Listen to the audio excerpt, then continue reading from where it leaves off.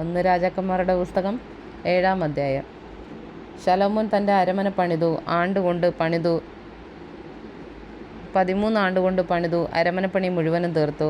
അവൻ ലെബാനോൻ വനഗൃഹവും പണിതു. അതിന് 100 മുഴം നീളവും 50 മുഴം വീതിയും 30 മുഴം ഉയരവും ഉണ്ടായിരുന്നു. ദേവദാരു കൊണ്ടുള്ള 3 നിര തൂണിന്മേൽ ദേവദാരു ഉത്തരം വച്ചു. ഓരോ നിരയിൽ 15 തൂണ് വീതം. 45 തൂണിന്മേൽ തുലാം വെച്ച് ദേവദാരു പലക കൊണ്ട് തട്ടിട്ടു. 3 നിര കിളിവാതിലുണ്ടായിരുന്നു. 3 നിരയിലും അവ നേർക്കുനേരെ ആയിരുന്നു. വാതിലും കട്ടളയും എല്ലാം സമചതുരവും. കിളിവാതിൽ 3 നിരനിരയായി നേർക്കുനേരെയുമായിരുന്നു. അവൻ 50 മുഴം നീളവും 30 മുഴം വീതിയുമുള്ള ഒരു സ്തംഭമണ്ഡപവും അതിൻ്റെ മുൻവശത്ത് തൂണും ഉമ്മരപ്പടിയുമായി ഒരു പൂമുഖവും ഉണ്ടാക്കി. ന്യായം വിധിക്കേണ്ടതിന് ആസ്ഥാന മണ്ഡപമായിട്ട് ഒരു സിംഹാസന മണ്ഡപവും പണിതു. അതിനാസകലം ദേവദാരു പലക കൊണ്ട് അടിത്തട്ടിട്ടു. ഇതിൻ്റെ പണി പോലെ തന്നെ അവൻ മണ്ഡപത്തിനപ്പുറം മറ്റേ പ്രാകാരത്തിൽ അവൻ തനിക്ക് വസിപ്പാനുള്ള അരമന പണിതു. ശലോമോൻ പരിഗ്രഹിച്ചിരുന്ന ഫറവോൻ്റെ മകൾക്കും അവൻ ഈ മണ്ഡപം പോലെയുള്ള ഒരു അരമന പണിതു.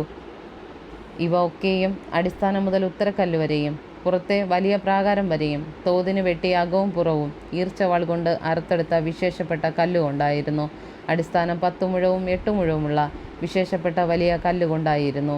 മേൽപ്പണി തോതിന് വെട്ടിയ വിശേഷപ്പെട്ട കല്ലുകൊണ്ടും ദേവദാരു കൊണ്ടുമായിരുന്നു. യഹോവയുടെ ആലയത്തിൻ്റെ അകത്തെ പ്രാകാരത്തിനും ആലയത്തിൻ്റെ മണ്ഡപത്തിനും ഉണ്ടായിരുന്നതുപോലെ വലിയ പ്രാകാരത്തിൻ്റെ ചുറ്റും 3 വരി ചെത്തിയ കല്ലും 1 വരി ദേവദാരുവും ഉണ്ടായിരുന്നു.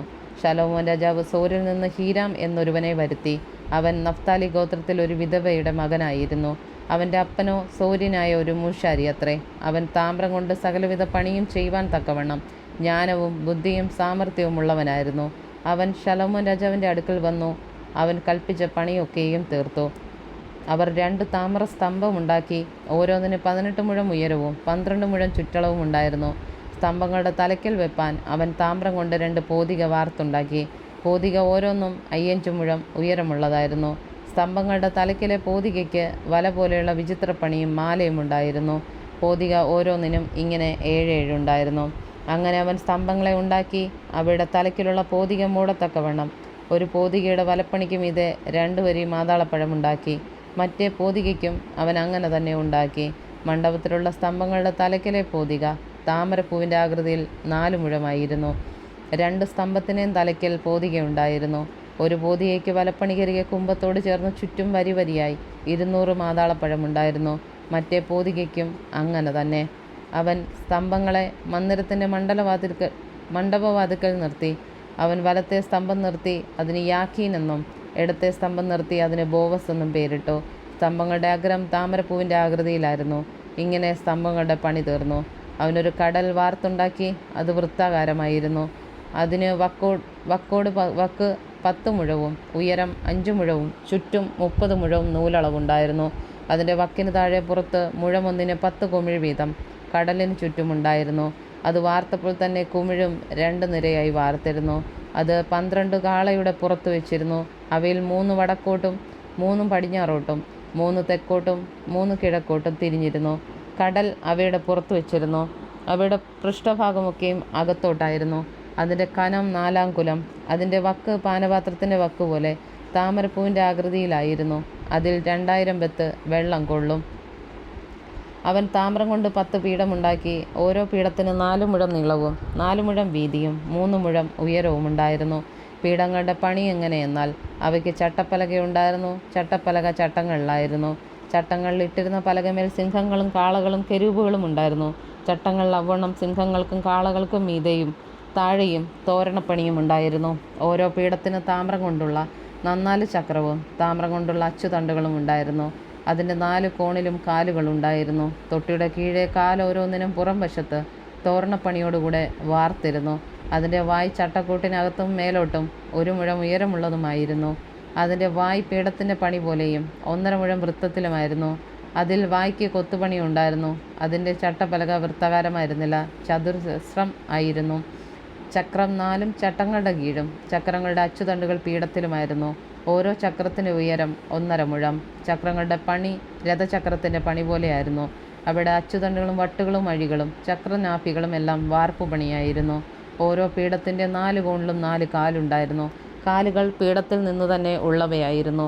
ഓരോ പീഠത്തിൻ്റെയും തലയ്ക്കൽ അരമുഴം ഉയരമുള്ള വളയവും ഓരോ പീഠത്തിൻ്റെ മേലറ്റത്ത് അതിൻ്റെ താങ്ങുകളും അതിൻ്റെ വക്കുകളും അതിൽ നിന്ന് തന്നെയായിരുന്നു. അതിൻ്റെ താങ്ങുകളുടെ തട്ടുകളിലും വക്കുകളിലും അതതിൽ ഇടമുണ്ടായിരുന്നതുപോലെ അവൻ കെരൂബ്, സിംഹം, ഈന്തപ്പന എന്നിവയുടെ ചുറ്റും രൂപം തോരണപ്പണിയോടുകൂടെ കൊത്തി. ഇങ്ങനെ അവൻ പീഠം 10 തീർത്തു. അവയ്ക്കൊക്കെയും വാർപ്പും കണക്കും പരിമാണവും ഒരുപോലെയായിരുന്നു. അവൻ താമ്രം കൊണ്ട് 10 തൊട്ടിയും ഉണ്ടാക്കി. ഓരോ തൊട്ടിയിൽ 40 വെത്ത് വെള്ളം കൊള്ളും. ഓരോ തൊട്ടി 14 മുഴം. 10 പീഠത്തിൽ ഓരോന്നിന്മേൽ ഓരോ തൊട്ടി വെച്ചു.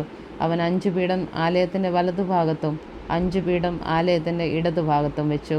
കടലോ അവൻ ആലയത്തിൻ്റെ വലത്തുഭാഗത്ത് തെക്ക് കിഴക്കായി വെച്ചു. പിന്നെ ഹീരാം കലങ്ങളും ചട്ടുകങ്ങളും കലശങ്ങളും ഉണ്ടാക്കി. അങ്ങനെ ഹീരാം യഹോവയുടെ ആലയം വക ശലോമോൻ രാജാവിന് വേണ്ടി ചെയ്ത പണികളൊക്കെയും തീർന്നു. 2 സ്തംഭം, 2 സ്തംഭത്തിൻ്റെയും തലയ്ക്കിലുള്ള ഗോളാകരമായ 2 പോതിക, സ്തംഭങ്ങളുടെ തലയ്ക്കിലുള്ള പോതികകളുടെ 2 ഗോളം മൂടുവാൻ 2 വലപ്പണി, സ്തംഭങ്ങളുടെ തലയ്ക്കിലുള്ള പോതികകളുടെ 2 ഗോളം മൂടുന്ന ഓരോ വലപ്പണിയിലും ഈ 2 നിര മാതാളപ്പഴമായി 2 വലപ്പണിയിലും കൂടെ 400 മാതാളപ്പഴം. 10 പീഠം, പീഠങ്ങളിന്മേലുള്ള 10 തൊട്ടി, ഒരു കടൽ, കടലിൻ്റെ കീഴെയുള്ള 12 കാള, കലങ്ങൾ, ചട്ടുകങ്ങൾ, കലശങ്ങൾ എന്നിവ തന്നെ. യഹോവയുടെ ആലയം വക ശലോമോൻ രാജാവിന് വേണ്ടി ഹീരാം ഉണ്ടാക്കിയ ഈ ഉപകരണങ്ങളൊക്കെയും മിനുക്കിയ താമ്രം കൊണ്ടായിരുന്നു. യോർദാൻ സമഭൂമിയിൽ സുക്കോത്തിനും സാരാദാനും മധ്യേ കളിമണ്ണുള്ള നിലത്ത് വെച്ച് രാജാവ് അവയെ വാർപ്പിച്ചു. ഉപകരണങ്ങൾ അനവധിയായിരുന്നതുകൊണ്ട് ശലോമോൻ അവയൊന്നും തൂക്കിയില്ല. താമ്രത്തിൻ്റെ തൂക്കത്തിന് നിശ്ചയമില്ലായിരുന്നു. ശലോമോൻ യഹോവയുടെ ആലയത്തിനുള്ള സകല ഉപകരണങ്ങളും ഉണ്ടാക്കി.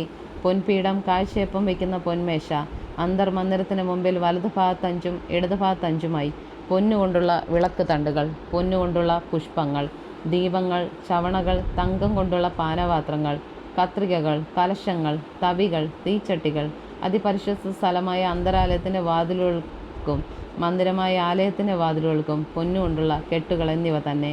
അങ്ങനെ ശലോമോൻ രാജാവ് യഹോവയുടെ ആലയം വക പണിയെല്ലാം തീർത്തു.